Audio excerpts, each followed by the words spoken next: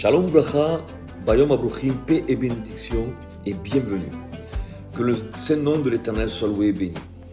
Donc voilà, je fais cette vidéo simplement pour l'ajouter donc à la communauté famille.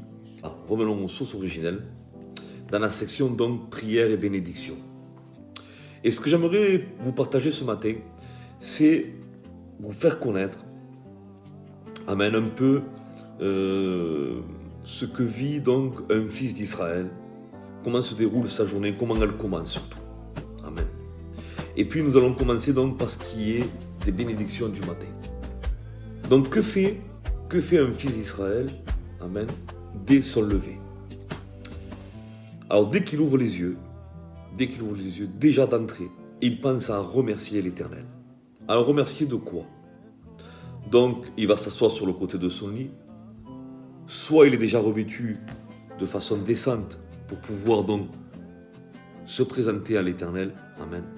Parce qu'il faut un respect. L'Éternel, c'est le grand roi, c'est le créateur des cieux et de la terre. Et puis, on va simplement, le fils d'Israël va simplement le remercier ainsi. Il va dire comme ça, c'est ce qu'on appelle le Modéani. Modéani lefanecha melechai vekayam shechezat ben ishmati bechemla rabba emunatecha. Ce qui se traduit par « Je te remercie, roi vivant et éternel, d'avoir restitué mon âme par ta grande bonté et ta fidélité. » Pourquoi il remercie cela? Parce que le fils d'Israël considère que lorsqu'il ouvre ses yeux, c'est vraiment l'effet de la grâce et de la miséricorde et de l'amour de l'Éternel. Grande est ta confiance en moi. C'est-à-dire que l'Éternel, s'il nous réveille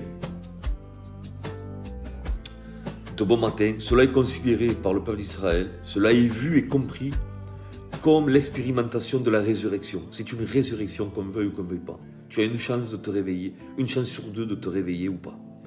Donc, en réalité, c'est vraiment un cadeau de l'Éternel, parce que non seulement il a renouvelé sa création, mais tu fais partie de ce renouvellement de la création. Amen. Donc il a remis ton âme, tu as expérimenté en te levant une résurrection. Et c'est une occasion de le bénir. Amen. De le remercier ainsi, parce qu'il va te faire connaître une nouvelle journée. Amen. Tu vas avoir le privilège, amen, de quitter ton lieu, ton positionnement de ta journée d'hier. Si hier ça a été une journée pas terrible, si hier tu as bien sûr offensé l'Éternel, son nom, si tu as péché, ça, qu'on le veuille ou pas, comme notre nature est de tomber, très certainement en pensée, dans le cœur, dans le regard, amen, soit envers lui, soit envers ton prochain, il y a eu un problème. Et l'Éternel nous permet alors, il a confiance en nous de pouvoir racheter le temps d'hier et de pouvoir réparer ce qui est réparable. Amen, amen. Donc voilà comment commence la journée. Et puis je vais terminer par le deuxième acte d'un des fils d'Israël.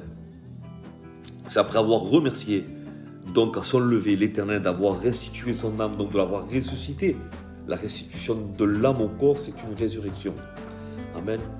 Et je rends grâce à l'Éternel parce que chaque matin, amen, je m'efforce à reconnaître cet effet de miséricorde et de grâce de l'Éternel, d'avoir permis que mes yeux s'ouvrent, amen, et d'avoir délié mes paupières du sommeil, amen, et d'avoir restitué mon âme à moi.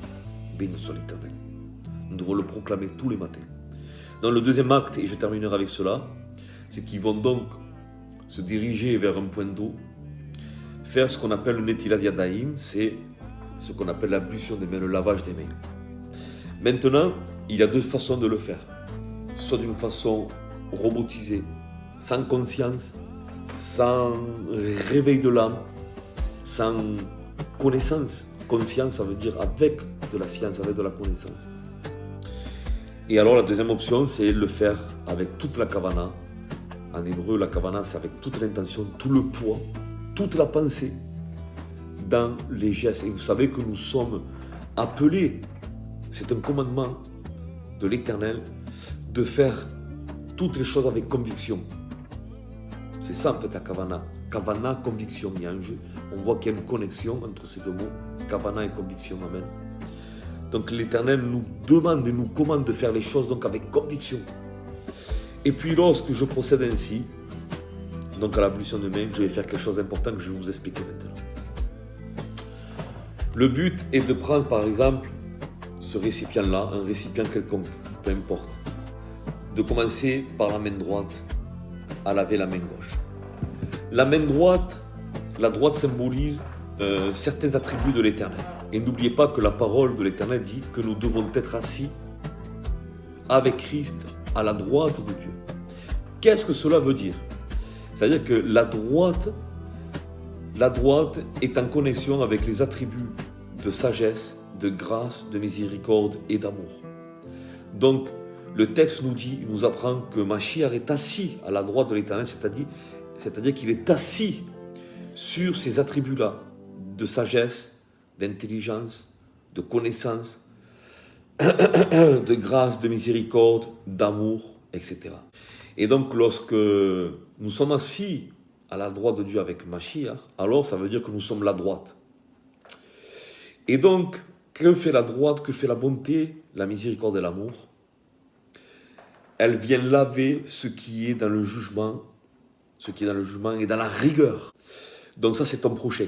Donc, c'est-à-dire que devant l'Éternel, lorsque tu fais cette bénédiction, Baruch Adonai Eloheinu melech haolam, Asher kidesh anu bemizotav et tzivanu al netilat yadayim, source de bénédiction, tu es Éternel, notre Elohim, roi de l'univers, qui nous sanctifie par les commandements. Oui, que vous voyez qu'on ne vit pas, nous sommes sanctifiés par les commandements.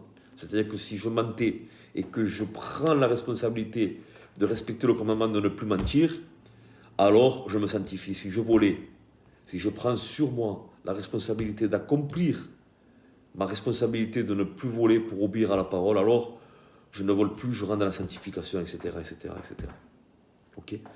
Donc voilà, la main droite, c'est l'homme qui est assis à la droite de Dieu avec Mashiach, qui est assis dans les attributs de grâce, d'amour, de bonté, de sagesse, de miséricorde, qui va laver donc son prochain. Amen. Et à son tour le prochain, parce que nous aurons donc reflété, vécu et enseigné ce qu'est la grâce, la bonté, la miséricorde et la sagesse.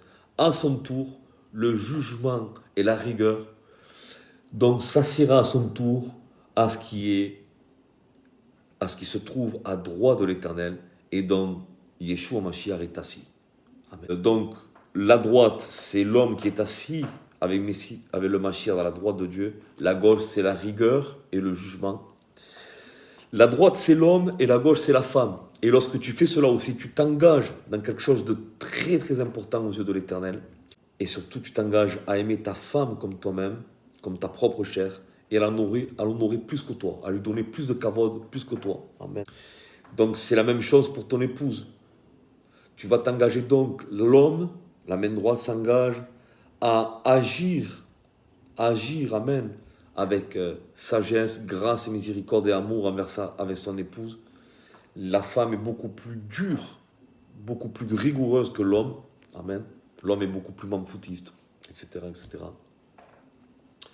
Et donc l'homme s'engage donc devant l'Éternel à aimer cela. Pourquoi? Parce que l'homme de Dieu a compris par rapport aux Saintes Écritures que l'Éternel attache une importance extraordinaire au foyer, au mariage, au couple. Amen. Et que les Saintes Écritures nous apprennent que l'Éternel est prêt à effacer son propre nom de gloire pour que le shalom, le ner habayit, la lumière de la paix brille dans un foyer. À effacer son propre nom, et vous verrez que dans la Bible, dans les Saintes Écritures, cela devait être effacé avec de l'eau. Amen. Et c'est très intéressant. Donc voilà l'engagement que tu prends lorsque tu fais cela, lorsqu'un fils d'Israël fait cela. Il prend l'engagement de l'Éternel d'aimer son prochain comme soi-même et d'aimer surtout son épouse, de l'honorer comme sa propre chair, de l'aimer comme sa propre chair et de l'honorer plus que soi-même pour que le shalom, la lumière soit dans un foyer. N'oubliez pas que Yeshua va parler de cela, qu'une lumière dans une maison, on ne la met pas sous la table, mais on la met de façon à ce que cette lumière brille dans toute la maison. Amen. Et cette maison doit briller sur cette montagne en pleines ténèbres. Que l'Éternel vous bénisse et vous protège. En faisant cela, alors, si chaque couple si chaque foyer, chaque mariage veillerait donc au Ner Habayit, à la lumière de sa maison, au shalom de sa maison, amen, en l'éternel, en Yeshua Mashiach, alors Yeshua reviendrait parce que le peuple serait donc prédisposé, amen, à recevoir et à vivre dans le royaume de l'éternel. Soyez bénis et je vous souhaite une très très bonne journée. Shalom.